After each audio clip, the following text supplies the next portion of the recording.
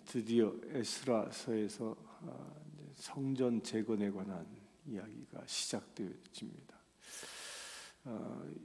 이걸 시작한 지는 이제 일곱째 달이라고 얘기했는데, 이 일곱째 달 유대력으로 일곱째 달인데, 우리 지금 쓰고 있는 우리 양력으로 따지면요 10월 달입니다. 10월 달. 10월 달에 이제 그들이 이제 모여들기 시작하죠. 그 전에는 각자의 처소대로 성읍들, 각자들의 그 고향 성읍들에 돌아갔다가 다시 예루살렘에 다 모여듭니다.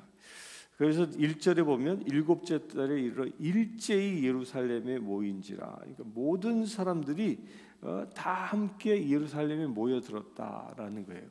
여기서 근데 일제히라고 표현하고 있는데, 이 일제히라는 이 말은 one thing, 그러니까 하나, 모두가 다 한 사람처럼 일사불란하게 움직였다. 그러니까 이 용어는 군대 용어, 군대가 지휘관의 명령에 따라서 그 군인들이 일사불란하게 움직이는 그런 모습을 표현하고 있는 겁니다. 이스라엘 사람들이 군대처럼 일사불란하게 예루살렘에 모여서 움직이고 있는 모습을 그리고 있는 겁니다.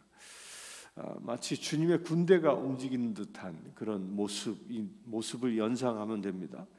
그러면서 2절에 보면 예수아와 그의 형제 제사장들과 스알디엘의 아들 스룹바벨과라고 이제 이름이 거론되고, 그리고 하나님의 제단을 만들고 하나님의 사람 모세의 율법에 기록된 대로 법제를 그 위에서 드리려 하는데, 번제를 그 위에서 드리려 할세. 그들이 모여서 뭘 했냐는 거예요. 뭘 했습니까? 번제, 예배를 드렸다라는 겁니다. 제단을 만들고 예배를 드립니다. 근데 우리가 2절과 그 8절을 보면요, 8절에는 2년 둘째 달에 스알디엘의 아들 스룹바벨과 요사닥의 아들 예수아와 이렇게 표현하고, 2절에는 예수아 이름이 먼저 나옵니다. 그리고 스룹바벨 이름이 뒤에 나와요. 또 우리 앞에서 보았죠? 앞에서 본 것처럼 그 2장 2절에서도 스룹바벨과 예수아와, 거기서는 스룹바벨 이름이 먼저 나오죠. 이 히브리 문학에서는 사람의 이름이 나올 때 그 순서가 대단히 중요합니다. 그러니까 어떤 특별한 목적이 있어서 목적을 가지고 사람의 이름을 순서대로 기술합니다. 이 3장 2절에서는 제사를 드리는 장면이었기 때문에 누가 중요한 주인공이 됩니까? 제사장인 예수아가 주인공이 되는 거예요. 또 8절에 보면 성전을 건축하는 일입니다. 성전을 건축하는 일은 누가 주인공이 되냐? 성전 건축은 제사장들이 하는 게 아니라 왕이 하는 일이에요. 왕이. 예루살렘 성전, 솔로몬 성전을 솔로몬이 지은 것처럼 왕이 짓는 겁니다. 그래서 솔로몬의 성전, 스룹바벨의 성전, 이렇게 이름이 붙여지는 거예요. 또 나중에 그 예수님 시대 때는 헤롯의 성전 이렇게 얘기하죠. 헤롯이 증축했기 때문에 그렇게 붙여집니다. 그 성전은 세상 왕이 짓는 것이고, 그 세상 왕이 지은 성전에서 제사장들이 제사 드리는 거예요. 예배하는 거죠. 그래서 무슨 일을 하냐에 따라서 이름의 순서가 이게 달라진다라는 겁니다.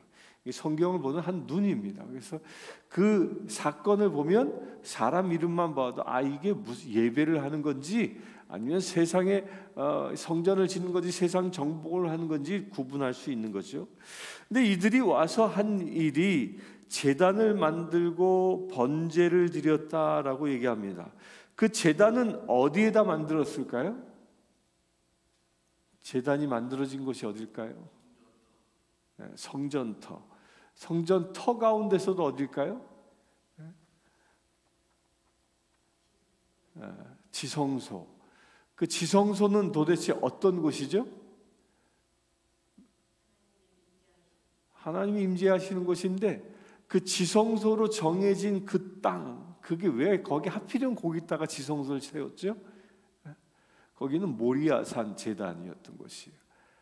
아브라함이 이삭을 번제물로 바치려고 올려놨던 그 곳, 그것이 모리아산 제단이거든요. 그 모리아산 제단에다가 지성소 자리를 만드는 겁니다. 그러니까 여기서도 마찬가지입니다. 하나님의 제단을 만들었다. 그 제단을 만든 자리가 어디냐? 바로 그 자리. 하나님의 임재를 기다리는. 이게 나중에 거기서 이제 지성소로 바뀌게 되어지죠. 거기서 이제 번제를 드리면서 예배를 하는데 3절에 보면요, 무리가 모든 나라 백성을 두려워하여 제단 터를 세우고 제단을 그 터 위에 세우고 그 위에 아침 저녁으로 여호와께 번제를 드리며라고 했는데요. 무리가 모든 나라 백성을 두려워하였다라는 이 말은 백성들이 두려움 가운데 있었다는 거예요. 그 하나님의 명령으로 고레스의 칙령에 의하여 이스라엘의 귀환에 들어왔는데 이 사람들은 평안하지 않았습니다. 무슨 마음을 가졌어요? 두려운 마음을 가졌다는 거예요. 이게 무슨 얘기일까요? 이게 무슨 얘기일까요? 나중에 뭐 성전을 지을 때 막 방해하는 사람도 나타나고 그러잖아요. 이게 무슨 얘기냐? 이런 거예요. 이 사람들이 돌아온 건 70년 만에 돌아온 거예요. 70년 만에. 그런데 70년 만에 돌아왔는데 70년 동안 그 땅엔 아무도 안 살았냐? 아닌 거예요. 다른 사람들이 살았던 겁니다.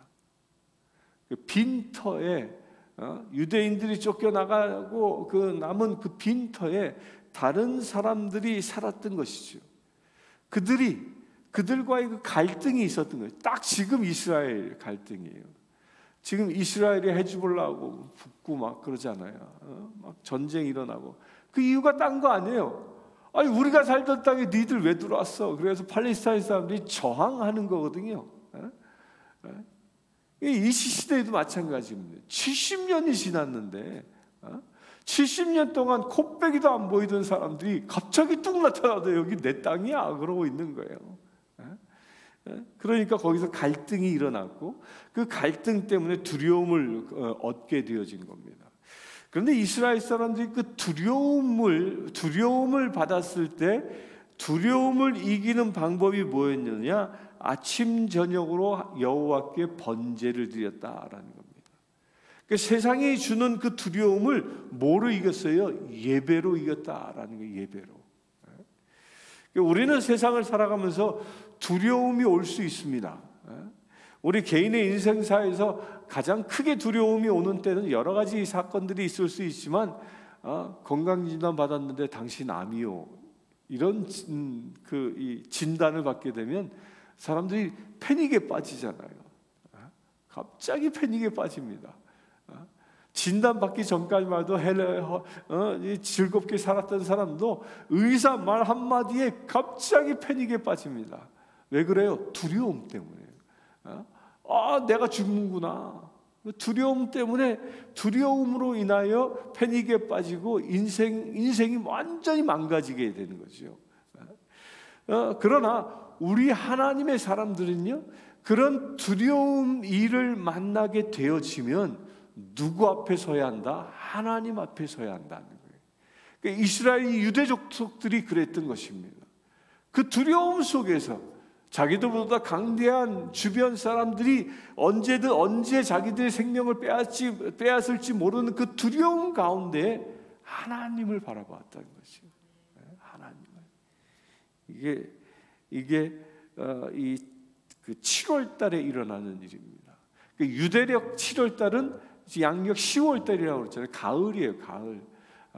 요 가을철은요, 요 때는 유대 지역에서는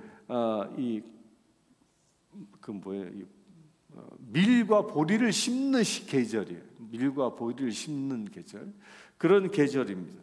그런 계절에 이제 농사를 시작하기 전에 이제 이런 일들이 일어나는데, 이게 묘하게도 뭐하고 맞냐면 이 4절에 보면 기록된 규례대로 초막절을 지켜 번제를 매일 정수대로 날마다 드렸다라고 얘기합니다. 근데 여기서 이 초막절은 언제 지키냐? 이 7월 달에 하는데, 초막절에 앞서서 7월 1일 날 나팔절이 있습니다. 나팔절이 있고 나팔을 분 열흘이 지난 다음에는 속죄절이 속죄절 대속죄일이라 해가지고 그때 사람들이 번제를 드리고 하나님 앞에 예배합니다. 그래야 죄 사함을 얻습니다. 그리고 나서 약 4-5일이 지난 다음에는 광야로 나가서 초막을 짓고 초막절을 지냅니다.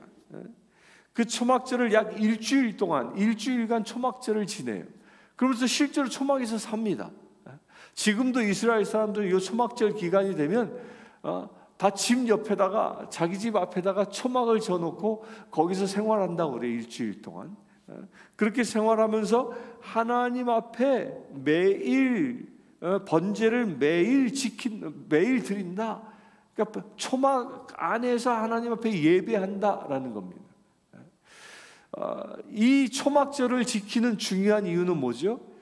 이스라엘의 광야의 생활을 기억하기 위함이에요. 곧 하나님이 광야와 같은 살 수 없는 땅이었음에도 불구하고 그곳에서 하나님은 우리에게 필요한 것을 주셨던 거죠. 먹을 것이 없자 만나를 주시고요. 고기를 먹고 싶어 하니까 메추라기를 날마다 보내시고요. 물이 떨어지니까 반석을 쳐서 물을 쏟아 부어주시고, 또한 그들은 40년 동안 신발이 닳지 않았다 그랬습니다. 그들의 필요한 것을 채워주시는 것 누구였습니까? 하나님이었다라는 거예요. 곧 이 초막 7일 동안 초막절을 지키면서 우리를 구원하시고 우리를 살피시고 우리를 인도하시는 분은 여호와 하나님이십니다라는 것을 선포하는 주간이 초막절입니다. 그런데 이것은 이 나팔절과 속죄일과 이 초막절은요 무엇과도 연관되어져 있냐면 예수님의 재림과도 연관되어져 있습니다. 연관되어져 있어요. 나팔 소리 불 때 우리 찬송에도 있잖아요. 어떻게 하죠? 나팔소 음을 잊어버렸네. 나팔 불 때 뭐 다 함께 일어나서 주의 나라에 들어간다. 그 나팔 분다. 그게 언제냐? 그게 7월 1일이에요. 유대력으로. 우리 양력으로는 10월 2일이 될 수도 있고 3일이 될 수도 있어요. 이건 날짜 차이가 있어요. 유대력은 늘 30일로만 가기 때문에 날짜에 오차가 있을 뿐이에요. 10월 달, 그러니까 10월이 시작될 때는요 긴장해야 됩니다. 주님의 재림이 언제냐? 연도는 정확히 알 수는 없어요. 그런데 우리가 알 수 있는 것 중에 하나가 뭐냐? 주님의 절기 가운데 온다는 거예요. 나팔절, 나팔이 불게 되어지면 주님의 재림이 시작되어진다는 표지라는 거예요. 우리 10월 달 되면 긴장하면서 살아야 돼요. 근데 하나님이요 나팔을 불자마자 주님이 임하여서 심판하냐? 그렇지 않아요. 나팔을 불면서 한 번의 기회를 더 줍니다. 그게 속죄일인 거예요. 속죄일. 그 초막절은 신랑 신부가 천국에 들어가서 혼인 잔치를 하는 표현인 겁니다. 그러니까 혼인 잔치를 하기 전까지 한 번의 기회를 주는 거예요. 마지막 한 번. 그게 속죄제예요. 속죄일, 대속죄일. 대속죄일이 언제 일어나냐? 나팔을 불고 난 약 열흘 후에. 하나님은요 한 영혼을이라도 더 구원하시기 위하여 마지막까지 회개할 수 있는 기회를 주신다라는 겁니다. 기회를 주시는 거예요. 그것을 누가 지금 지키고 있는 거예요? 이 지금 유대 백성들이 지키고 있는 겁니다.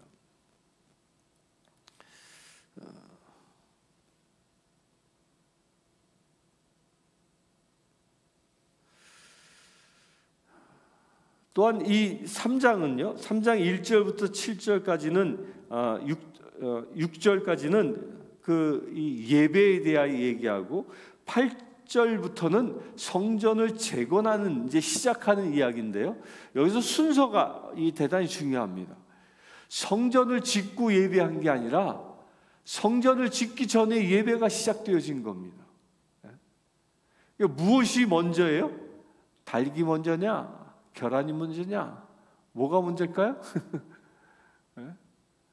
예배가 먼저라는 거예요. 성전이 먼저냐? 예배가 먼저냐? 성전이 지어져야 예배를 드릴 수 있는 거냐? 그렇지 않냐는 거예요. 예배가 먼저라는 거예요.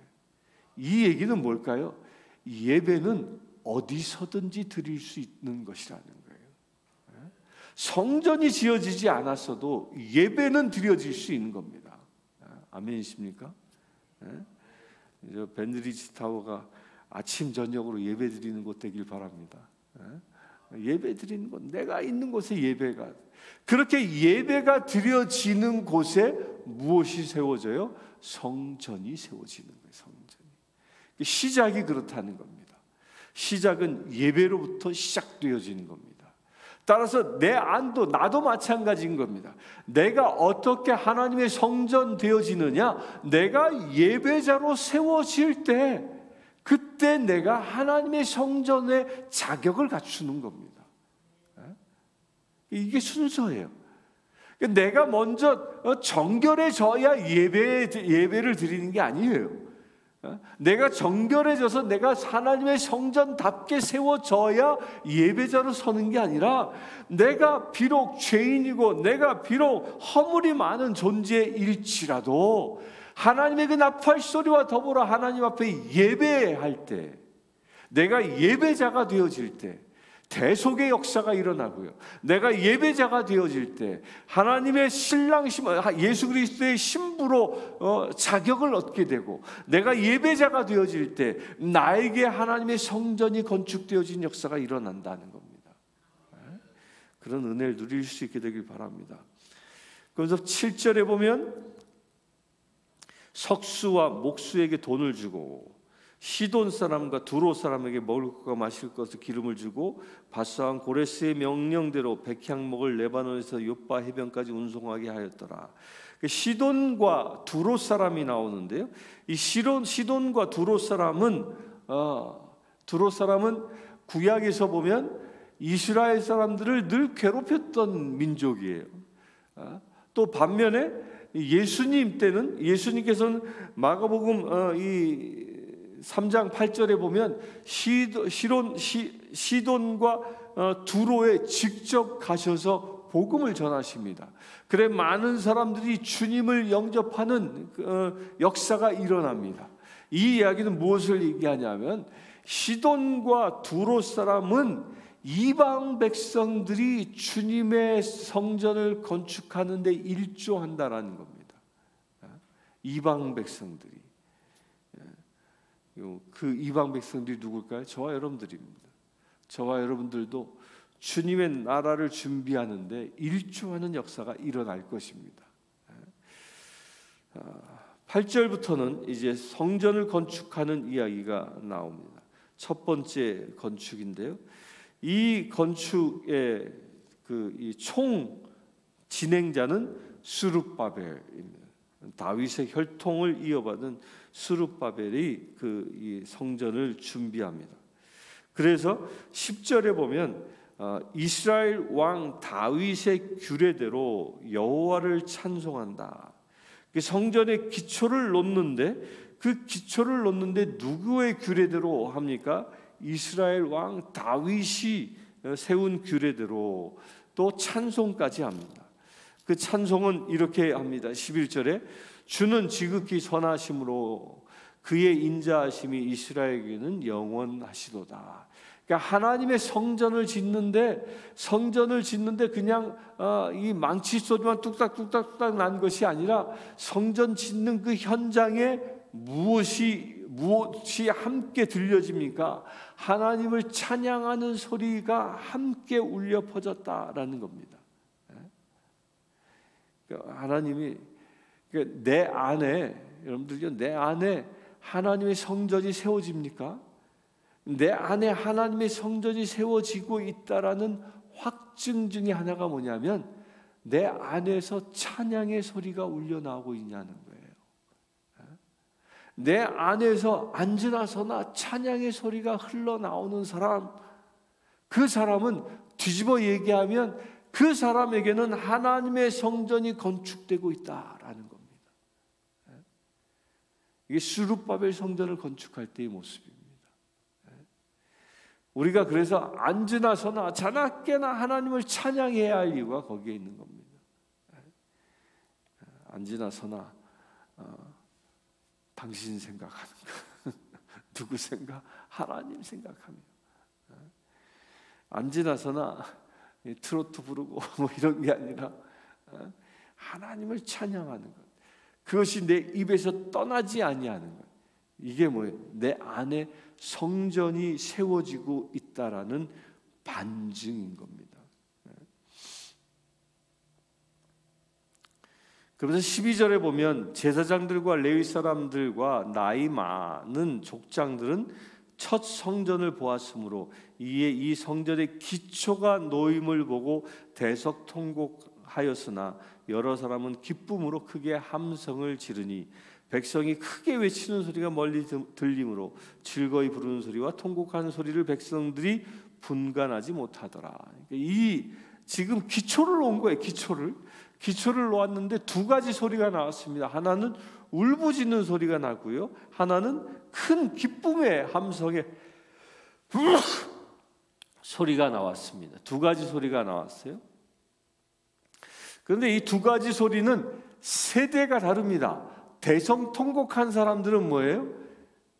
예루살렘 성전을 직접 본 사람들이에요. 그러니까 이 사람들은요, 최소 나이가 지금 그 70년이라는 포로 생활을 했으니까 이 사람들이 성전을 기억하고 있는 건 언제일까요? 한 10살은 넘었지 않겠어요? 10살 정도 돼서 끌려간 그 어린 시절에 끌려갔던 그 어린 시절에 보았던 광경, 10살만 하더라도 이 사람들 지금 나이가 80이에요.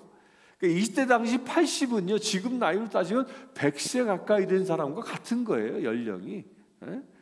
그 80에서 90된 그 노인들이 감격에 사로잡혀서 통곡하는 거죠. 통곡하는 거예요. 그러나 성전을 보지 못한 이 신세대들은 우리가 예배할 수 있는 성전이 세워진다라는 것을 놓고 기뻐하는 겁니다.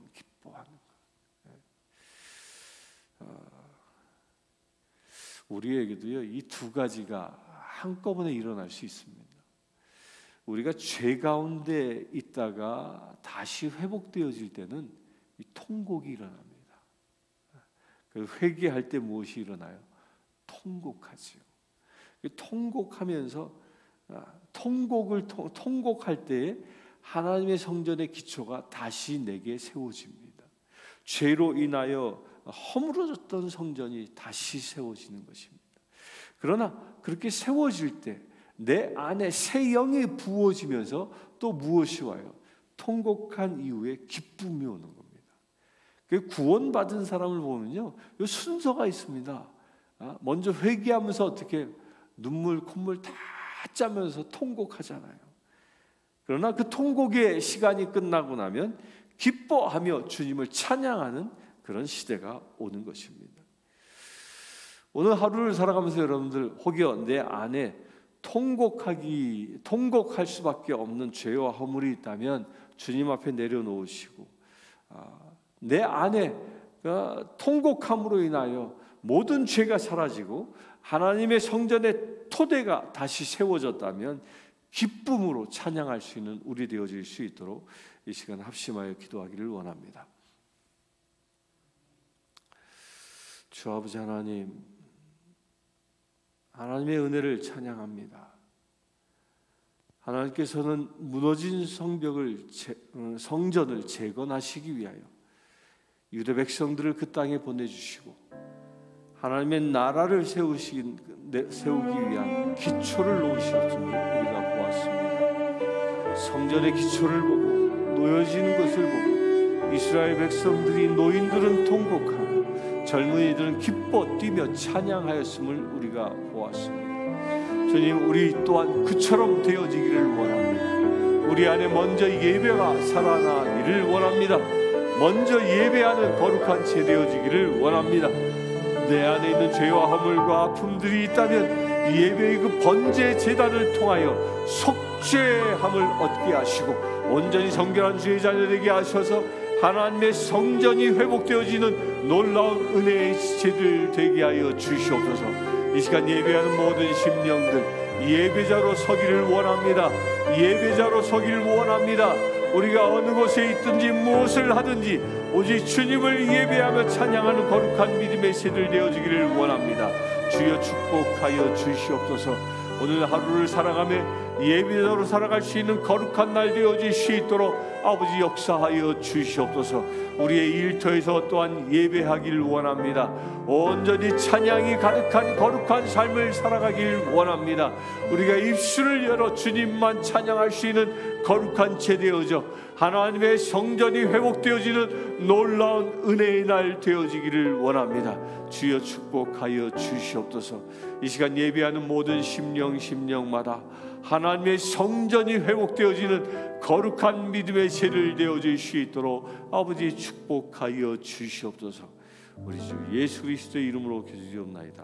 아멘.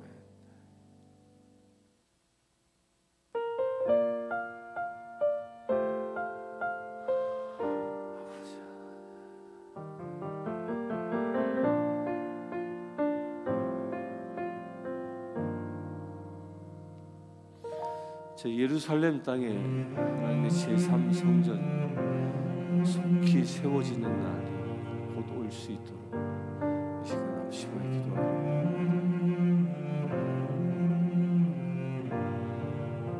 주 아버지 하나님,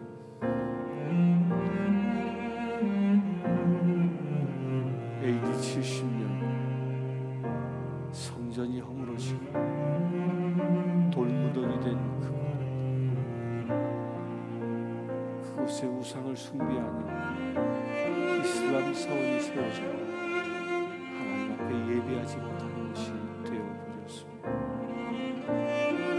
그 2000년 동안 하나님의 지성소가 터전을 잃어버리고 하나님의 성전이 세워지지 못하고 있습니다. 주님, 오늘 주신 말씀처럼 스룹바벨이 고토로 돌아와 하나님의 성전의 기초를 놓은 것처럼 그날을 우리가 보기를 저 예루살렘 모리아산 제단 위에 하나님의 성전이 다시 재건되어지는 역사가 일어나야 됩니다. 주님, 그 이스라엘을 축복합니다. 예루살렘을 축복합니다. 하나님의 성전이 세워지지 못하도록 방해하는 모든 악한 권세들이 떠나가고 하나님의 성전이 다시 재건되어진 날이 속히 임하기를 원합니다. 주여 역사하여 주시옵소서. 주여 역사하여 주시옵소서. 온전히 주의 나라 백성들이 그래 새 예루살렘 성전에 모여 예배하는 날이 속히 임할 수 있도록 아버지 축복하여 주시옵소서. 예수 그리스도의 이름으로 기도합니다.